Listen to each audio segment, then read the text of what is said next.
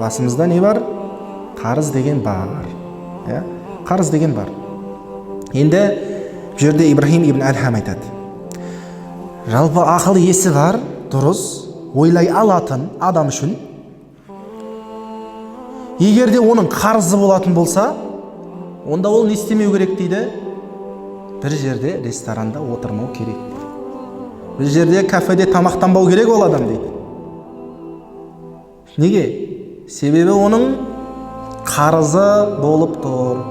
Оның міндеті ол жақсылап тамақ ішу емес. Жалпы нан мен суға да адам тояды. Бірақ та ол не істеп жүр? Қарызын қайтаруды ойлап жүрген жоқ. Жақсы бір тамақ, ана неден, кафеден бір стейк жеп алсам деген оймен жүрді ол. Ол дұрыс емес дейді. Жалпы мұсылман адам үшін мойнында қарыз бар ма, ол құтылып тастау оның